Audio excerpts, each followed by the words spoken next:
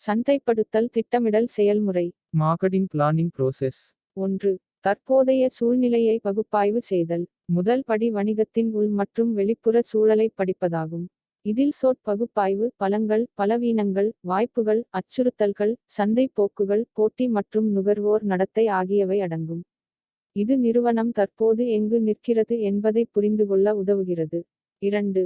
சந்தைப்படுத்தல் நோக்கங்களை அமைத்தல். சந்தைப்படுத்தல் மூலம் நிறுவனம் எதை அடைய விரும்புகிறது என்பதை நோக்கங்கள் வரையறுக்கின்றன. அவை குறிப்பிட்ட, அளவிடக்கூடிய, அடையக்கூடிய, பொருத்தமான மற்றும் காலக்கெடு கொண்ட ஸ்மார்ட்டாக இருக்க வேண்டும்.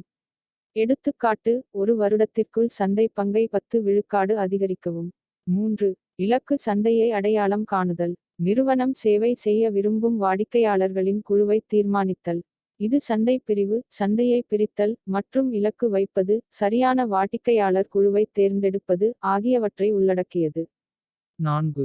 சந்தைப்படுத்தல் உத்திகளை உருவாக்குதல். இலக்கு வாடிக்கையாளர்களை எவ்வாறு அடைவது மற்றும் ஈர்ப்பது என்பதை முடிவு செய்யுங்கள். இதில் தயாரிப்பு, விலை, இடம் மற்றும் விளம்பரம் போன்ற சரியான சந்தைப்படுத்தல் கலவையை 4 பெறாவினாடி தேர்ந்தெடுப்பதும் அடங்கும். 5. சந்தைப்படுத்தல் திட்டத்தை தயாரித்தல். உத்திகளை குறிப்பிட்ட செயல் திட்டங்களாக மாற்றுதல். இதில் பட்ஜெட் செய்தல், பொறுப்புகளை ஒதுக்குதல் மற்றும் சந்தைப்படுத்தல் நடவடிக்கைகளை திட்டமிடுதல் ஆகியவை அடங்கும். 6.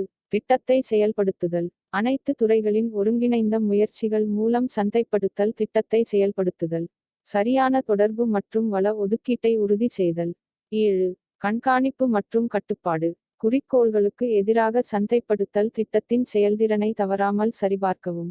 விலகல்கள் இருந்தால் பாதையில் இருக்க சரியான நடவடிக்கைகளை எடுக்கவும்.